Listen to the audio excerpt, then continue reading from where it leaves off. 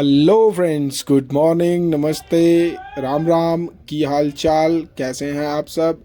मैं हूं आपका दोस्त और आप देख रहे हैं मेरा चैनल विब्रिमो। तो दोस्तों, आज हम आपको लेके जा रहे हैं एक मार्टन सन टेम्पल जो कि अनंतनाग में सिचुएटेड है, अनंतनाग के मटन एरिया में। बेसिकली वहाँ चल रहा है रिलीजियस फेस्टिवल जिसका नाम है भान मास या माल मास। आज हम आपको उसके बारे में बताएंगे, उसकी हिस्ट्री के बारे में बताएंगे कि ये फेस्टिवल क्यों मनाया जाता है।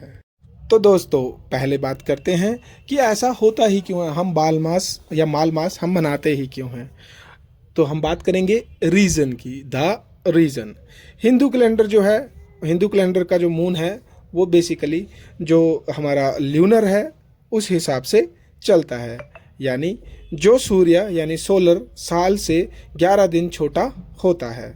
हर साल ये 11-11 दिन बना के 3 साल के बाद ये 1 महीने का फ़र्क पड़ जाता है। इसी एक्स्ट्रा महीने को बान मास कहा जाता है। यानी इसी जो ये एक्स्ट्रा मंथ बन जाता है इसको हम अधिक मास भी कहते हैं, यानी एक्स्ट्रा मंथ। ठीक है, और यही मंथ आगे जाके बान मास बनता है। कश्मीरी पंडित कल्चर की अगर हम बात करें तो मटन में बान मास के नाम से मनाया जाता है। मतलब कहने का मेरा ये है कि मटन में जो ये रिलीजियस फेस्टिवल मनाया जाता है इसको बान मास का नाम दिया जाता है। जबकि हम सब जानते हैं मटन का जो मंदिर है वो सन गॉड जो हमारे हैं, जो सूर्य देव हैं, उनके लिए ये महीना मनाया जाता है। पंडित जी लोग इसे माल मास भी कहते हैं। और कश्मीरी पंडित कल्चर की अगर हम बात करें तो ये जो महीना है, इस महीने में हम अपने पूर्वजों के नाम पे पूजा अर्चना करते हैं।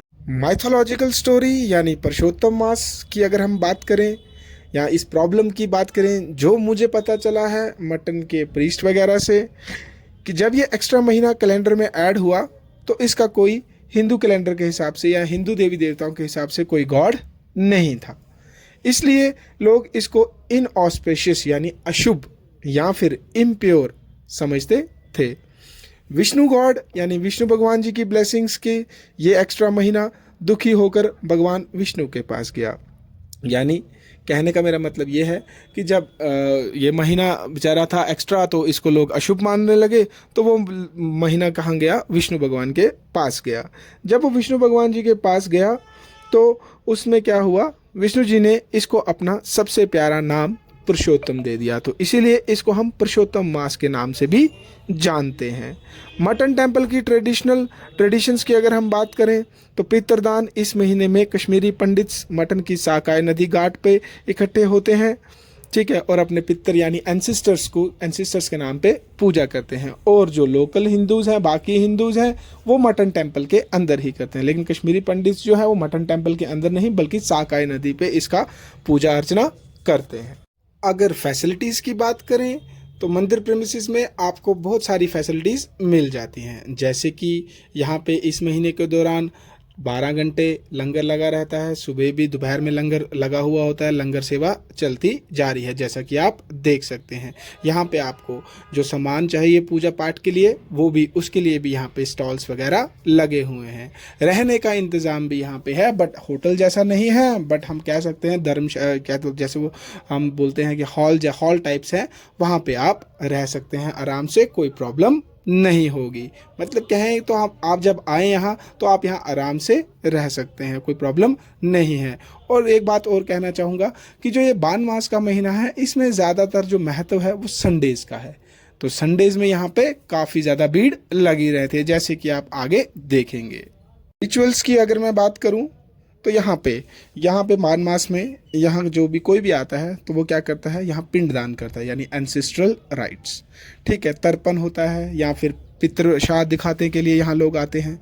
माना जाता है कि इस महीने पर रिचुअल्स करने से जो हमारे पूर्वज हैं उनकी आत्मा को शांति मिलती है।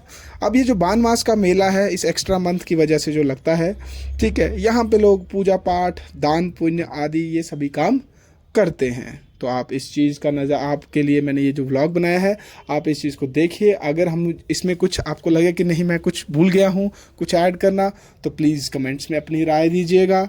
अगर कुछ मेरे से गलती हो गई हो तो आप उसमें मुझे करेक्ट कर दीजिएगा। आप जैसे कि आप देख पा रहे हैं आज संडे है और संडे में देखिए कितनी भीड़ है यहाँ पे, बहुत ज़्यादा भीड़ रहती है, 3-4 बजे तक यहाँ भीड़ रहती है।